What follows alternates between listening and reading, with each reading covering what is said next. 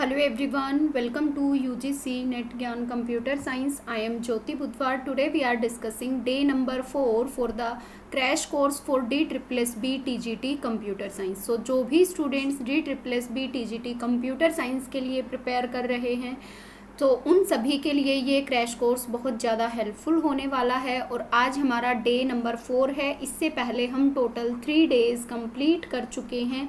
I hope आप सभी students ने प्रीवियस क्लासेस देखी होंगी। फर्दर अगर कोई स्टूडेंट चैनल पे न्यू है देन चैनल को सब्सक्राइब जरूर करें, साथ में बेल आइकन को प्रेस करना ना भूलें ताकि आपको सारी क्लासेस की टाइम टू टाइम नोटिफिकेशन मिलती रहे। उसके साथ ही अगर आप में से कोई स्टूडेंट टेलीग्राम चैनल पे नहीं है देन आप टेलीग्राम चैनल को ज़रूर ज्वाइन करें।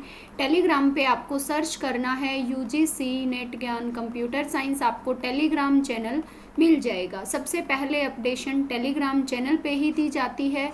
उसके साथ ही अगर आपकी कोई भी क्वेरी होती है तो भी आप टेलीग्राम चैनल पे ड्रॉप कर सकते हैं। और ये 15 डेज़ क्रैश कोर्स के अंदर हम सारे के सारे इम्पोर्टेंट टॉपिक्स को कवर करने वाले हैं जो कि आपके एग्ज़ाम ओरिएंटेड बहुत ज़्यादा इम्पोर्टेंट है। उसके साथ ही जैसा कि PGT का एग्ज़ाम जो हुआ था उसमें बहुत सारे स्टूडेंट्स का पूरा क्वेश्चन पेपर ही अटेम्प्ट नहीं हो पाया, टाइम मैनेजमेंट प्रॉपर नहीं हो पाई। तो वो किस वजह से नहीं हो पाया? उन्होंने प्रैक्टिस नहीं की। तो जब हम प्रैक्टिस नहीं कर पाते हैं ऑनलाइन एग्ज़ाम की प्रॉपर तरीके से तो हमारा एग्ज़ाम कहीं ना कहीं छूट जाता है। तो उसके लिए आप सभी के साथ 15 मॉक टेस्ट सीरीज़ लगा सकते हैं। ये मॉक टेस्ट सीरीज़ आपको मिलेंगी परीक्षा एप्लीकेशन पे। परीक्षा एप्लीकेशन आपको प्ले स्टोर से मिल जाएगी। आप परीक्षा एप्लीकेशन को डाउनलोड करके मॉक टेस्ट सीरीज़ ज्वाइन कर सकते हैं। और मॉक टेस्ट सीरीज़ ज्वाइन अगर आपको लगता है आपको मॉक टेस्ट सीरीज़ ज्वाइन करनी है तो उसके लिए आप UGC 50 अगर कोड यूज़ करते हैं, अगर आप UGC 50 रेफरल कोड यूज़ करते हैं तो मॉक टेस्ट सीरीज़ का जो प्राइस है वो आपको मिलेगा 149 रुपीज़ में। सो 149 रुपीज़ में यानी कि 150 रुपीज़ में आपको 15 मॉक टेस्ट मिलने वाले हैं। वहाँ पे आपको एक डेमो मॉक टेस्ट भी मिलेगा, आप उसको लगा के देख सकते हैं। अगर आपको लगे कि हाँ आपको परचेज़ करनी चाहिए मॉक टेस्ट सीरीज़ तो आप ज़रूर परचेज़ करें, ठीक है। उसके साथ ही आज हम डिस्कस करेंगे एमर्जिंग ट्रेंड्स को। सो यहाँ से भी PGT लेवल में भी कई सारे क्वेश्चंस पूछे गए थे जो हमारी न्यू टेक्नोलॉजीज़ हैं उनसे रिगार्डिंग क्वेश्चंस पूछे जा रहे हैं। तो हो सकता है कि TGT के एग्ज़ाम में भी यहाँ से क्वेश्चंस पूछे जाएं। सो सबसे पहला पॉइंट आता है इसके अंदर आर्टिफिशियल इंटेलिजेंस। Artificial intelligence.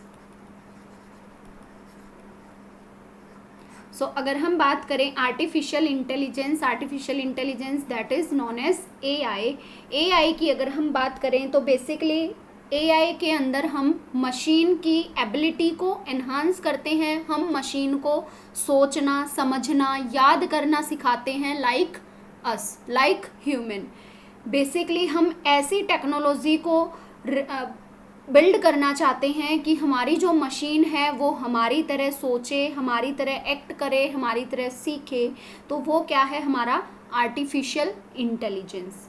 और सबसे पहली बात आर्टिफिशियल इंटेलिजेंसी के अंदर बेसिकली जो ह्यूमन बिहेवियर होता है, मशीन को हम ह्यूमन बिहेवियर को मिमिक करना सिखाते हैं, याद करना सिखाते हैं with the help of past experience, mistakes. जिस तरीके से अगर हमसे कोई भी मिस्टेक हो जाती है, आप एग्ज़ाम देने जाते हैं, वहाँ पे सपोज़ आप कुछ भूल गए लेके जाना, तो आप नेक्स्ट टाइम जब भी एग्ज़ाम देने जाएंगे तो आपको याद रहेगा कि आपको वो चीज़ें साथ लेकर जानी है। तो जिस तरीके से आप अपने पास्ट एक्सपीरियंस से, मिस्टेक से, न्यू आइडियाज़ से, न्यू थिंग से सीखते हैं, उसी तरीके से हम मशीन को भी सेम बिहेवियर की तरह सिखाने की कोशिश करते हैं। और जो हम पास्ट एक्सपीरियंस से सीखते हैं और फ्यूचर में प्रिडिक्ट कर पाते हैं वो हमारा क्या होता है? That is known as heuristic approach. So अगर बेसिक टर्म में बात करें artificial intelligence, so AI revolves around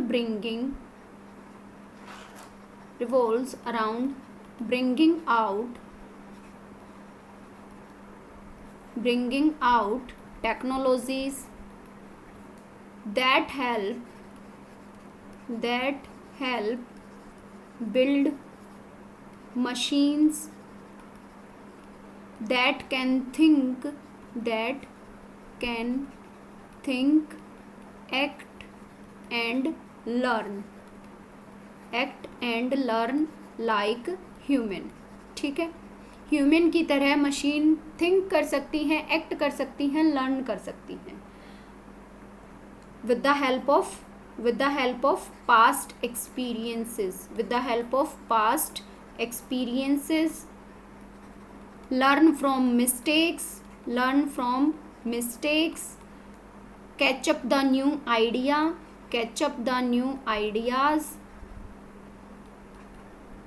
and learn new things from new exposures. ठीक है, उसके साथ ही अगर हम बात करें कि जो मशीन है वो हमारी ह्यूमन की तरह बिहेव करती है, एक्ट करती है, दैट इज इंटेलिजेंट या फिर रैशनल. ठीक है, basically machine should be able to take right decision in a right manner. जब मशीन ह्यूमन की तरह बिहेव करना शुरू कर देती है, that is known as intelligence, और वो बेसिकली राइट डिसीजन ले पाती है एक राइट डायरेक्शन में. ठीक है, और एआई के आज के टाइम पे आप भी बहुत सारे एआई के एग्जांपल्स को यूज़ करते हैं, लाइक एप्पल फ़ोन में सिरी, Alexa.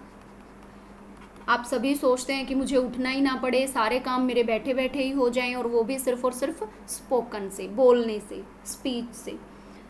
Smart home devices,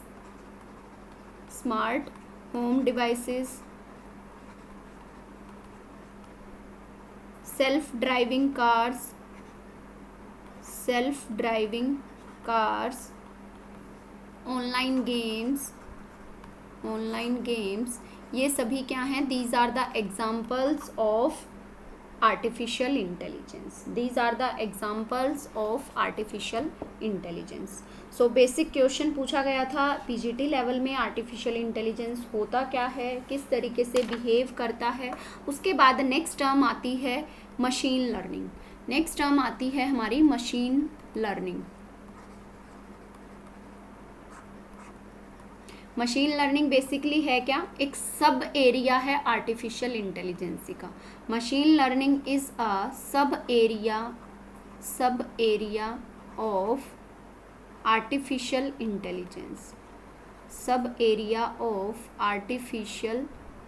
intelligence. ठीक है, बेसिकली मशीन लर्निंग के अंदर हम कंप्यूटर्स को पैटर्न को रिकॉग्नाइज करना सिखाते हैं with the help of specific algorithms की हेल्प से हम मशीन को बार बार अलग अलग पैटर्न्स दिखाते हैं, उसको समझाते हैं, ताकि वो फ्यूचर में प्रिडिक्ट कर सके. ठीक है, so machine learning human learning की तरह ही सिमिलर वर्क करती है. फॉर एग्जाम्पल, जिस तरीके से हम किसी चाइल्ड को हमने कोई एक इमेज दिखाया विद स्पेसिफिक ऑब्जेक्ट्स, ठीक है, तो वो उन ऑब्जेक्ट्स के साथ उसको सीखता है और डिफ्रेंशिएट करना समझता है. इसी तरीके से हम as a data input machine को देते हैं, डिफरेंट पिक्चर्स को, उसको ट्रेन किया जाता है, अलग अलग एल्गोरिदम्स के साथ मशीन को ट्रेन किया जाता है, ताकि अगर हम फिर उसके सामने कोई नई पिक्चर लेकर आएँ तो उसके जो उसको पहले हमने ट्रेन किया है, उसको जो समझाया है, उसके बेसिस पे वो फ्यूचर में प्रिडिक्ट कर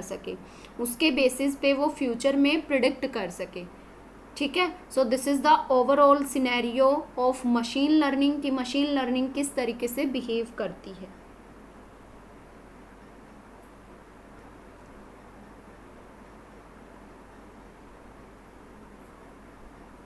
नाउ नेक्स्ट वन, कुछ कॉमन एप्लीकेशंस हैं मशीन लर्निंग की.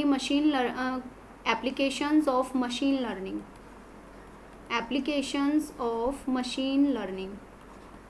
लर्निंग की एप्लीकेशन क्या क्या हैं?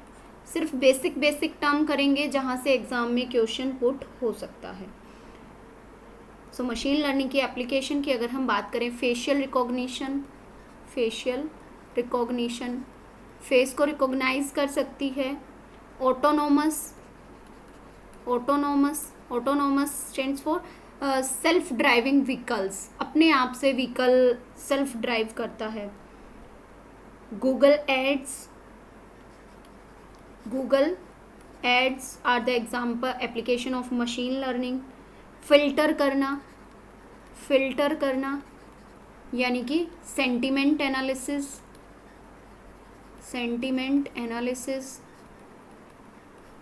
रिकमेंड करना, जिस तरीके से आप अगर सपोज आप कोई आइटम परचेज करना चाहते हैं अमेज़ोन से, ठीक है, तो वो आपको जो आपने एक आइटम सर्च किया है उससे रिगार्डिंग बहुत सारे आइटम्स आपको रिकमेंड करेगा कि आप ये भी देख सकते हैं, आप ये भी ये भी देख सकते हैं, ये इस तरीके से है। तो वो रिकमेंड करता है आपके एनालिसिस के बेसिस पे जो आपने वहाँ पे सर्च किया है। पर्सनल असिस्टेंट लाइक गूगल सिरी, एलेक्सा, और optical character recognition. Optical character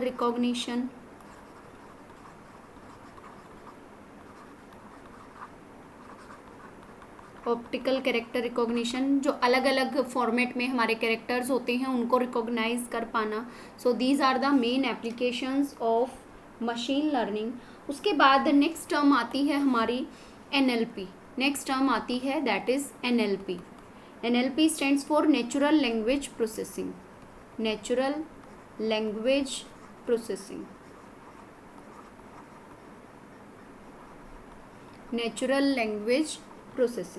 so अगर हम बात करें NLP की, तो NLP हमारी मशीन लर्निंग की ही फील्ड है जो कि कंप्यूटर्स को अंडरस्टैंड करने में हेल्प करती है, इंटरप्रेट करने में हेल्प करती है और ह्यूमन लैंग्वेज को मैनिपुलेट करने में, बेसिकली ह्यूमन लैंग्वेज जो है उसको कंप्यूटर लैंग्वेज में जनरेट करने में हेल्प करती है। सो NLP is a field of machine learning that helps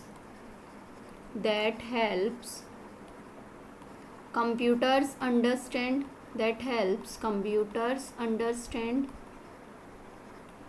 interpret and manipulate human language and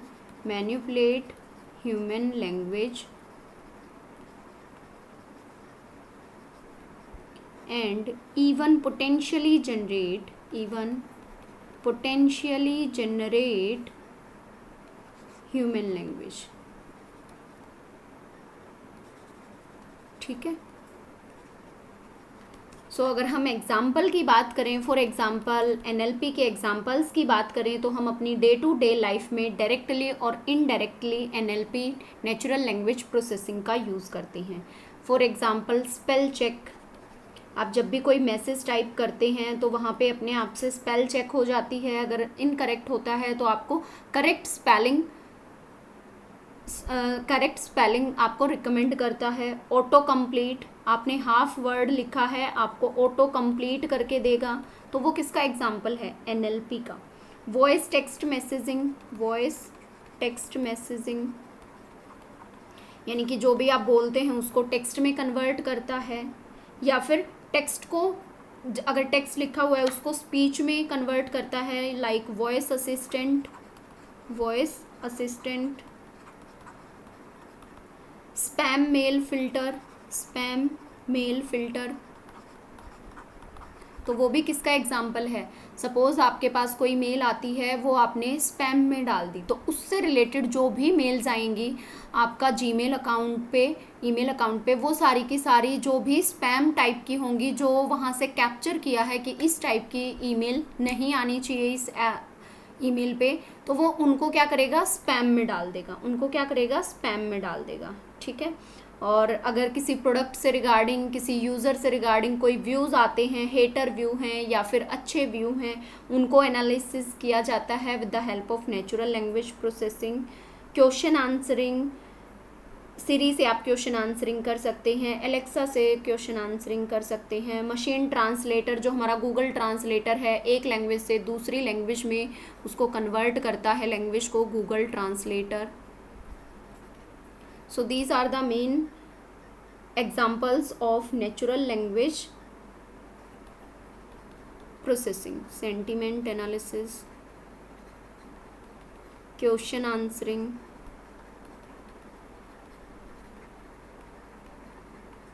ठीक है, आई होप यहाँ तक सभी स्टूडेंट्स को क्लियर हो गया होगा। फर्दर अगर किसी स्टूडेंट को कहीं पे कोई भी डाउट लगे तो आप मुझे कमेंट सेक्शन में कमेंट करके पूछ सकती हैं। और अगर ये क्लास पसंद आती है देन क्लास को लाइक ज़रूर करें और अपना वैल्यूएबल फीडबैक कमेंट सेक्शन में ज़रूर करें। और फर्दर अगर कोई पर्टिकुलर टॉपिक या सब्जेक्ट आप पहले स्टडी करना चाहते हैं तो भी आप मुझे कमेंट करके बता सकते हैं कि मैम पहले आप इस टॉपिक को कराएं। ठीक है, ये टॉपिक, आज का टॉपिक मैंने रिसेंट ट्रेंड्स का इसलिए लिया था क्योंकि यहाँ से अभी पीजीटी लेवल के एग्ज़ाम में क्वेश्चंस पूछे गए हैं। ठीक है, उसके बाद नेक्स्ट टर्म आती है that is big data. That is big data. Big data से भी कई बार क्वेश्चंस पूछे जाते हैं। सो बिग डेटा हमारी कैसी टर्म है जिसको हम basically large, extremely large data को डिस्क्राइब करने के लिए हम बिग डेटा को यूज़ करते हैं। So big data is a term, big data is a term used to describe extremely large data sets that traditional database applications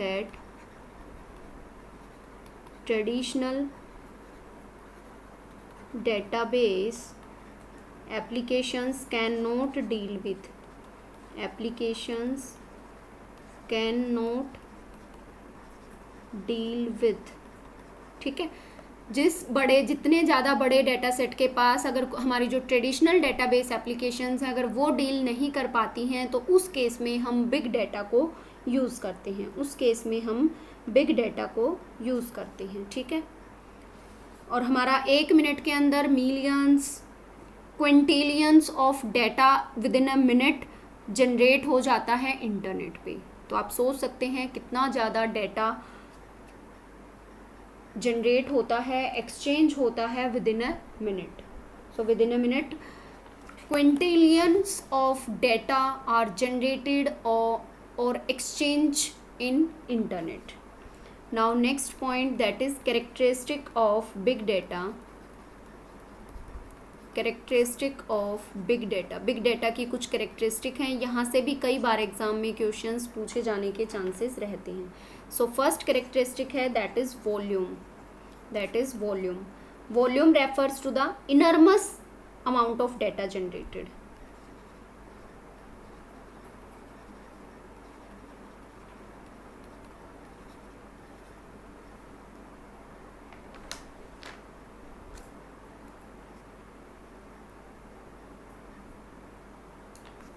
enormous amount of data generated, यानी कि बहुत ज़्यादा बड़ा डेटा जनरेट होता है। तो this is again characteristic of big data. Large data set के लिए हम यूज़ करते हैं बिग डेटा को। Then second characteristic variety means number of types of data generated. कितने टाइप का, कितनी वेराइटीज़ हैं उस डेटा की, तो number of types of data generated.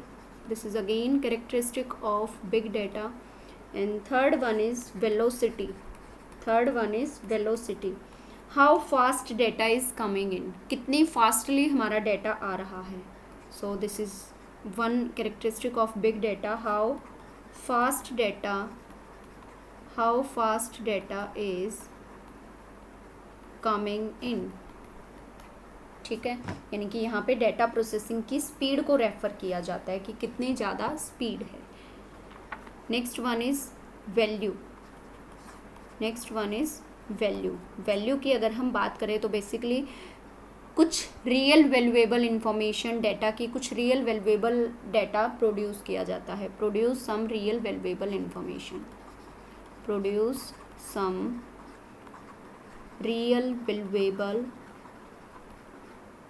Information. ठीक है, so these are the main characteristic of big data. Next term आती है हमारी IoT। Next term that is again important term that is IoT। IoT stands for internet of things.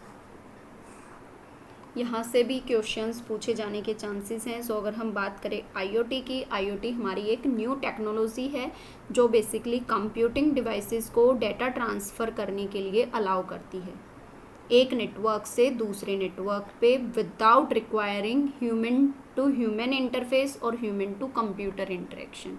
बिना किसी internet connection के, बिना किसी ह्यूमन के एक जगह से दूसरी जगह डेटा ट्रांसफ़र के लिए यूज़ किया जाता है, अलाउ करती है हमारी आईओटी टेक्निक। और आईओटी हमारी बेसिकली एक न्यू टेक्नोलॉजी है। IoT is a new technology that allows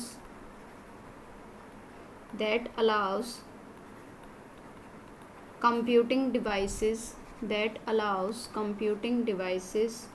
to transfer data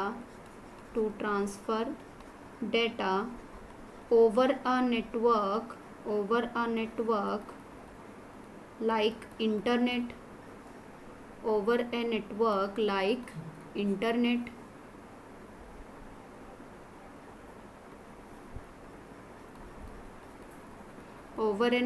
like internet without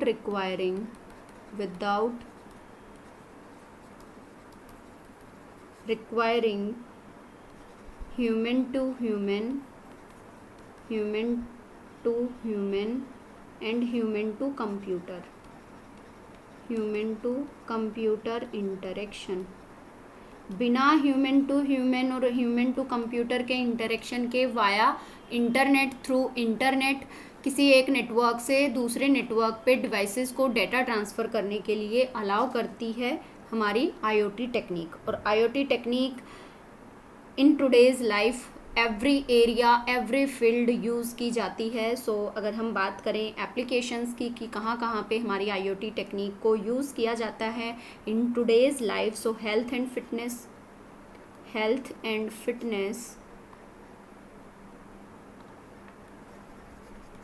health में यूज़ किया जाता है, यानी कि कुछ स्मार्ट गैजेट्स ऐसे हैं जो कि हमें पहले से ही इंफॉर्मेशन दे देते हैं हमारी हार्ट रेट क्या है, ब्लड प्रेशर क्या है। अगर उनमें कुछ भी चेंज होता है, कुछ फ्लक्चुएशन आती है तो वो हमें इन्फॉर्म कर देती हैं। तो हेल्थ एंड फिटनेस में यूज़ की जाती है आईओटी टेक्निक्स। होम सिक्योरिटी के लिए आईओटी टेक्निक्स को यूज़ किया जाता है। लाइक मैनी होम सेफ्टी और सिक्योरिटी डिवाइसेस ऐसे हैं जो कि हमें कोई भी दुर्घटना होने से पहले ही हमें इन्फॉर्म कर देते हैं और उसको प्रोटेक्ट किया जाता है। Like video surveillance, motion, temperature, air quality control, these are the some techniques which are helped in home security services. Next है हमारी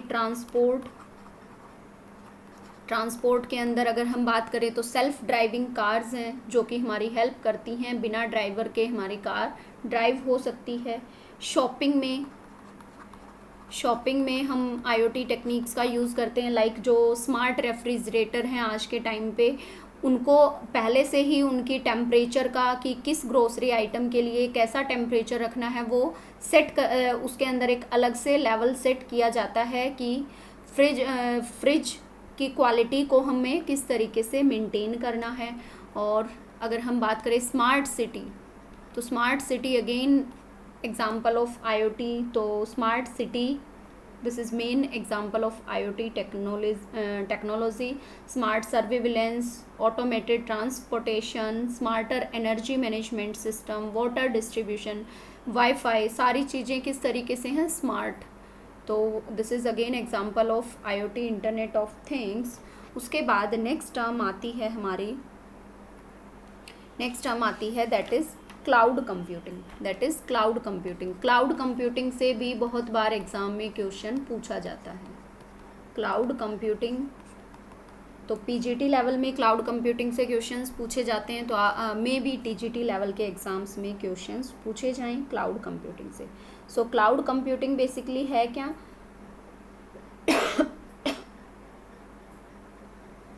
बेसिकली इंटरनेट बेस्ड कंप्यूटिंग होता है हमारा क्लाउड कंप्यूटिंग, जहाँ पे हम रिसोर्सेज को शेयर कर सकते हैं, सॉफ्टवेयर को या फिर इंफॉर्मेशन को कंप्यूटर्स के थ्रू किसी एक डिवाइस से दूसरे डिवाइस पे ऑन डिमांड। ठीक है। ऑन डिमांड हम रिसोर्सेज को, सॉफ्टवेयर्स को, इंफॉर्मेशंस को शेयर कर सकते हैं एक कंप्यूटर से किसी दूसरे डिवाइस में with the help of internet, with the help of internet. Basically cloud represent internet, cloud represent internet. And cloud computing क्या है? क्लाउड कंप्यूटिंग हमारा जो ओल्ड कंसेप्ट है उसी का नया नेम है।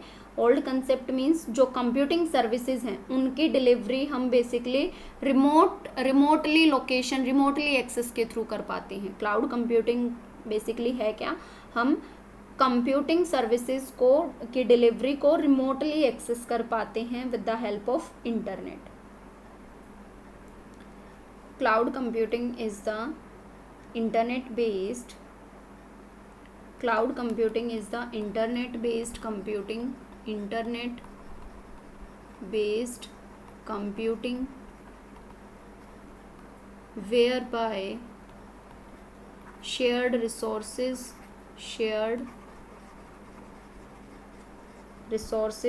software, and information are provided to computers. Information are provided to computers and other devices on demand, ठीक है। Cloud computing services are delivered. Cloud computing services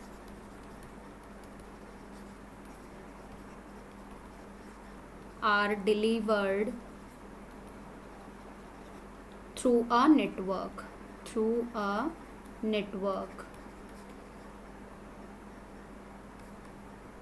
usually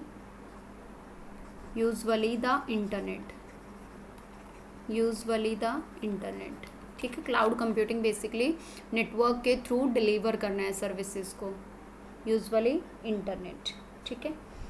this is all about cloud computing. Cloud computing की characteristic की बात करें तो basically main cloud computing की characteristic क्या है? ऑन डिमांड सेल्फ सर्विस है, on demand self service. On demand जितनी हमें डिमांड होती है उतनी हमें सर्विस मिल पाती है अपने आप से ही, हमें उसके लिए सिर्फ पे करना होता है, ठीक है।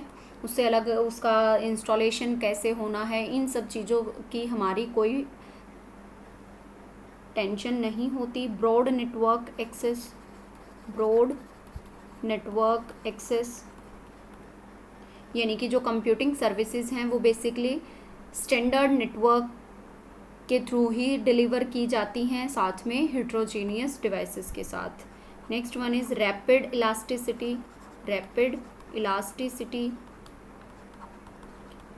इलास्टिसिटी। जो हमारे आईटी रिसोर्सेज हैं वो बेसिकली एबल हैं स्केल आउट करने के लिए या फिर स्केल इन करने के लिए, क्विकली रिस्पॉन्स करने के लिए हमारे आईटी रिसोर्सेज एबल हैं। Resource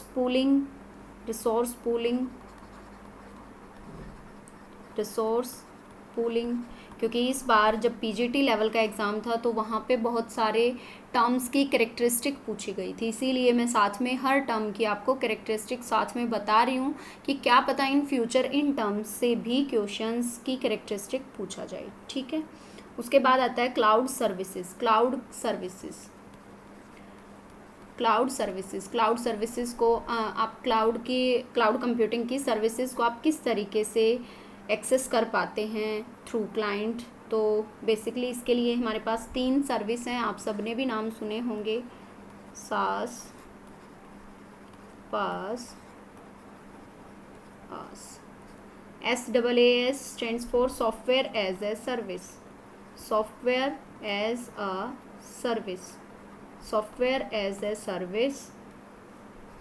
platform as a service, and infrastructure as a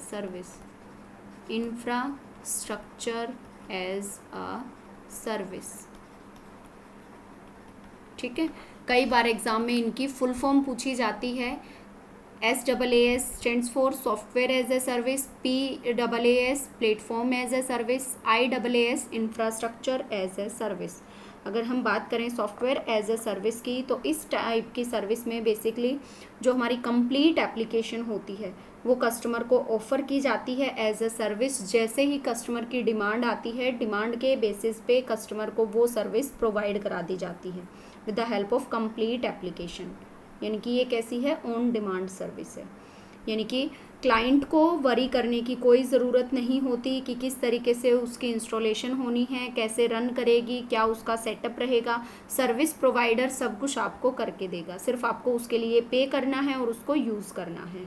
ठीक है, so this is all about SaaS, SaaS। अगर हम एग्जांपल्स की बात करें तो गूगल एप्स जो हमारी हैं वो किसका एग्जांपल है, सॉफ्टवेयर एज ए सर्विस का।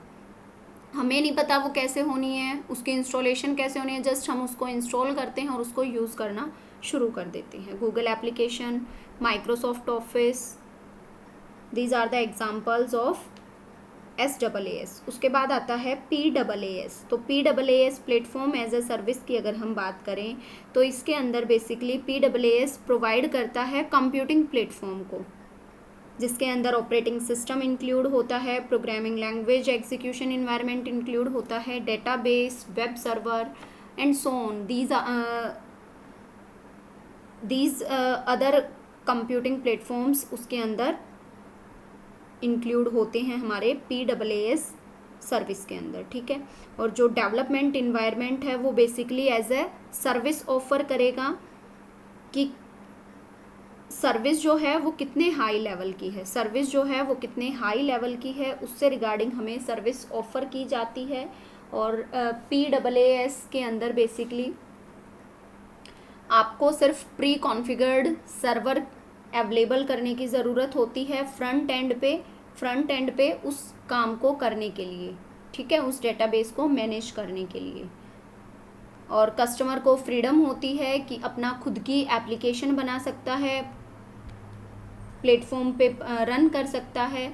यानी कि इसके अंदर क्या होगा, हमें एक सिनेरियो दिया जाएगा, उस जो हमारी रिक्वायरमेंट है उसके बेसिस पे हमें सिनेरियो दिया जाएगा। हम खुद की एप्लीकेशन जनरेट कर सकते हैं, उसको रन कर सकते हैं, उसका सेटअप कर सकते हैं। यानी कि सिर्फ हमें उसकी इंस्ट्रक्शंस, उसके फीचर्स को प्री कॉन्फ़िगर करना है। प्री कॉन्फ़िगर सर्वर हमें सारी चीज़ें अवेलेबल करके देगा, जो हमें जिस तरीके से बिल्ड करना है हम अपने बेसिस पे, अपने रिक्वायरमेंट के बेसिस पे उसको कंस्ट्रक्ट कर सकते हैं। उसके लिए हमें पे करना होगा। ठीक है, for example window Azure, Google App Engine, Apache Stratos, these are the examples of PaaS cloud computing service. Next और last one is that is infrastructure as a service. So अगर हम बात करें इंफ्रास्ट्रक्चर एज ए सर्विस की, तो इसके अंदर basically हमें क्या करना है, हमें कुछ नहीं करना, हम उस मॉडल को सिर्फ यूज़ करेंगे। हम उस मॉडल को सिर्फ यूज़ करेंगे और हमें सारी सर्विसेज मिल जाएंगी। जो भी हमें डाटा मैनेज करना है, सारी कंपैटिबिलिटीज़ ऑफ़र की जाएंगी ऑन डिमांड। ठीक है, सो IaaS के अंदर सिर्फ हमें पूरा का पूरा मॉडल दिया जाएगा यूज़ करने के लिए। हमें सिर्फ उसके अंदर यूज़ करना है उसको, जिस टाइप की हमें सर्विसेज चाहिए। स्टोरेज दी जाएगी, डेटाबेस मैनेजमेंट सर्विस दी जाएंगी, कंप्यूट कैपेबिलिटी सर्विसेज दी जाएंगी ऑन डिमांड। जैसे क्लाइंट की डिमांड होगी उसके बेसिस पे, और उसके लिए आपको पे करना होगा। इसके अगर हम एग्जांपल्स की बात करें, अमेज़ॉन वेब सर्विसेज। PC की बैटरी डेड हो गई है। आज की क्लास को हम इतना ही करते हैं। सो आई होप ये सेशन आप सबको पसंद आया होगा। फर्दर अगर किसी स्टूडेंट की कहीं पे कोई भी क्वेरी है तो आप मुझे कमेंट सेक्शन में कमेंट करके पूछ सकते हैं। So thank you so much and all the best. Next class में मिलते हैं फर्दर किसी भी न्यू टॉपिक के साथ।